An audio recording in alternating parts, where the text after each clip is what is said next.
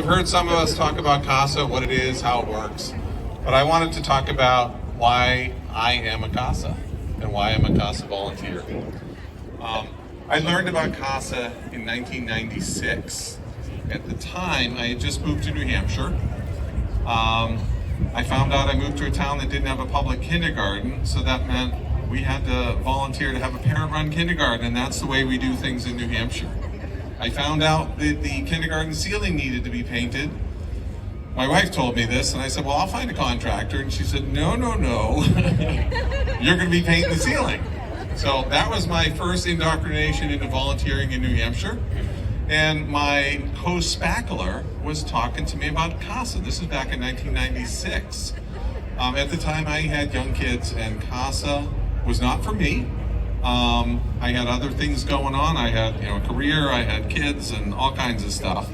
But it was in my mind for 20-something years. As I got close to retiring, I had a career as an engineer, an environmental engineer, cleaning up messes. I figured, what's a better thing to do as a CASA than clean up messes? That's what I do. So, but no, I really thought about what I should do and what could I do to make a difference? What could I continue doing after I retired? And CASA just made sense. And I talked to a few people. I ended up going and talking to Diane, and it was like, this is it for me. So I've been a CASA for 8 years, and I've got 25 kids that I've helped on my cases.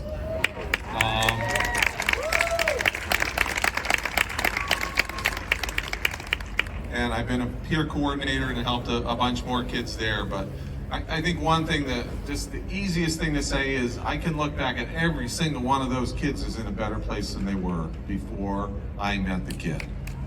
And that's what a CASA does. But why do I do it? Maybe, and these aren't the kids' real names, obviously, because Bernadette would kill me if I used real names. And I've already been on her list before, right, Bernadette? Oh, yeah. Okay.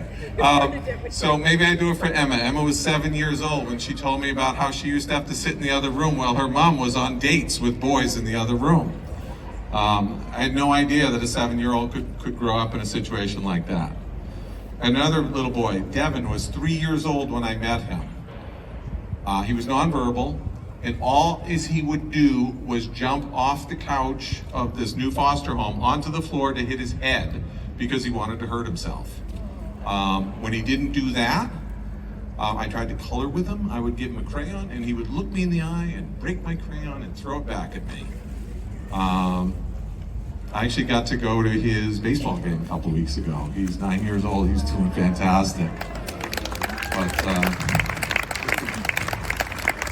maybe I did it for Anna. Anna was a little girl who was in a foster home, and I would notice if there was any excitement at all, she would just cower in the corner. If the kids were jumping on a trampoline, she would just cower and cover herself. This is a girl that was exposed to trauma.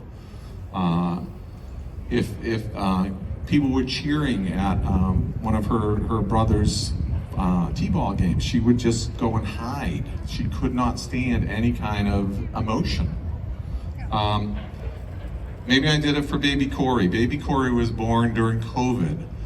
At the beginning of COVID, remember when we were all locked down, you couldn't go into a hospital unless you were dying? There were no visitors, and this baby was abandoned by her mom and dad because they would not adhere to the rules about not doing drugs in the hospital, and they got caught and they got kicked out, and they left her.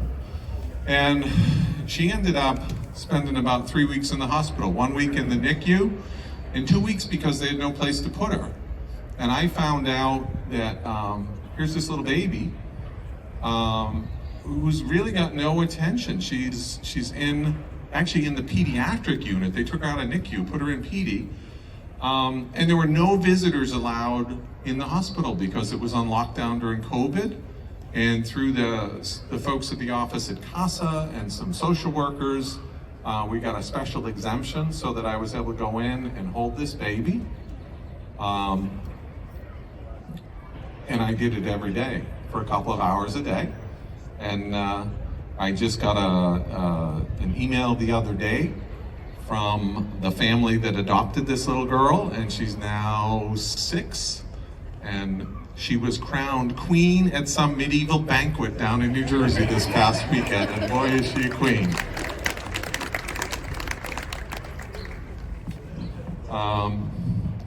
Another little girl, I call her Sunny. They used to say she was so resilient that nothing bothers her, but I knew she grew up in trauma, and probably the biggest breakthrough I had with this little girl was when one day she finally broke down and cried about everything that she'd been through. This was after her therapist said, oh, she's fine, she's resilient, there's no problem with her. And I knew, it took a long time to get to that point, but so maybe I did it for her.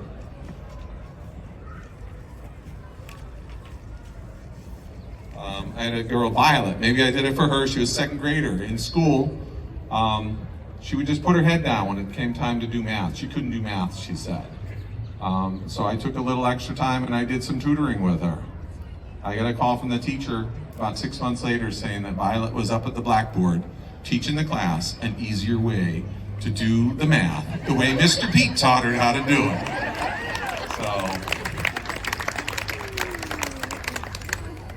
But it wasn't just the kids, maybe I did it because of the parents. My biggest successes, and I think any advocate will agree to this, the biggest success is that when you can reunify a child with the parents who have overcome whatever issues they had.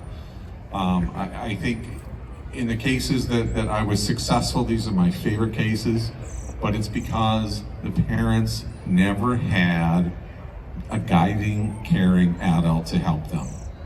To trust and to lead them along the way, to offer them suggestions and just help them get on the right path. So I've stayed in touch with 2 families now that have their kids back, and occasionally I'll touch base with them or they'll touch base with me, and they're doing great, and I'm so proud of them.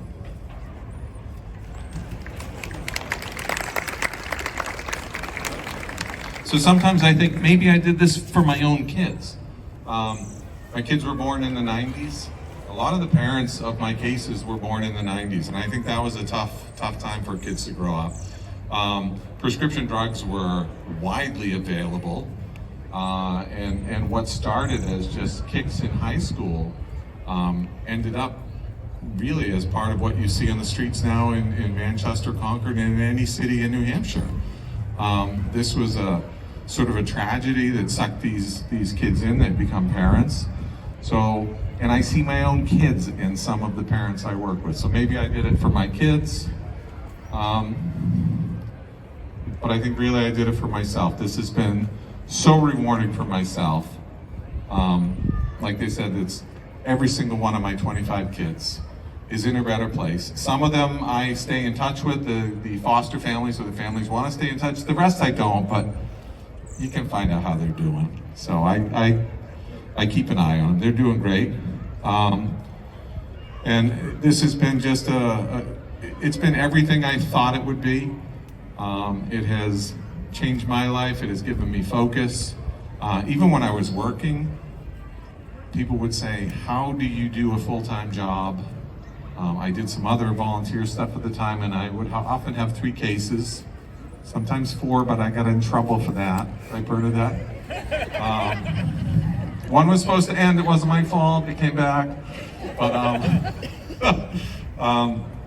it has been just so rewarding, and I actually found it was kind of a way for me to reorganize my own life, my own priorities, and just it really helped me to focus and get things done in a more timely manner, to be able to always have time for the kids and the families and the CASA. And I want to give a shout out to the CASA volunteers who are here.